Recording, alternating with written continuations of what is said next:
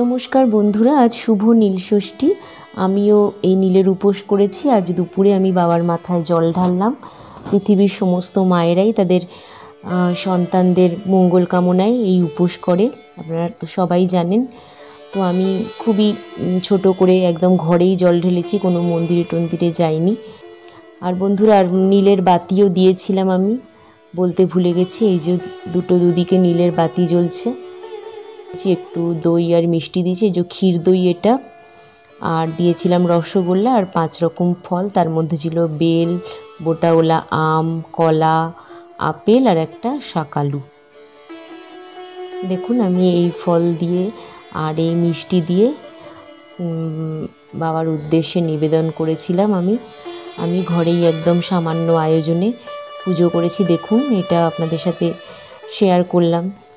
আর আমার ঠাকুর ঘরটা আমি দেখিয়ে নিচ্ছি। আর আছে লোকনাথ বাবা, সরস্বতী ঠাকুর, বজরংবলী, আরও অনেক ঠাকুরই আছে।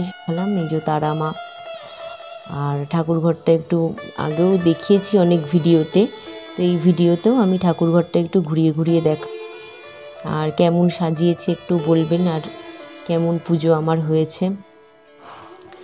আর বাবার মাথায় যে জল ঢেলেছি, তাতে দুধ, কাঁচা দুধ, গঙ্গা জল, তারপরে দই, ঘি, মধু, চিনি, তারপরে দিয়েছিলাম একটু সিদ্ধি সামান্য।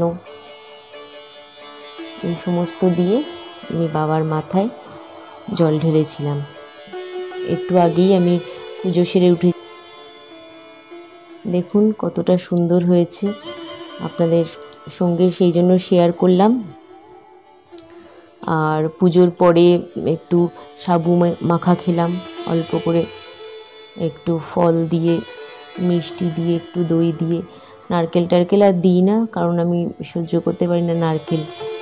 আর সাবু মাখা খেলাম, আর এই পুজো সেরে উঠলাম। তো বন্ধুরা দেখুন, সবাই নিশ্চয়ই ঘরে করেছেন উপোস টুপোস। তো আজকাল অনেকই কমিয়ে দিয়েছি, আগে অনেকই করতাম। বিয়ের আগে তো প্রচুর উপোস করতাম, এখন আস্তে আস্তে অনেক কমে গেছে। তবে কিছু কিছু উপোস তো করতেই হয় আমাদের, সেই কারণে করি। তো যাই হোক, আপনারা সবাই ভালো থাকবেন। পৃথিবীর সকল মায়েদের সন্তান যেন সুস্থ থাকে, ভালো থাকে, এই কামনা করি আজকে নীল ষষ্ঠীর দিনে। আর আপনারা চ্যানেলটা দেখুন, আরও ভালো ভালো ভিডিও আছে আমার চ্যানেলে। আর লাইক, কমেন্ট, শেয়ার করতে ভুলবেন না। আর অবশ্যই চ্যানেলটা সাবস্ক্রাইব করবেন।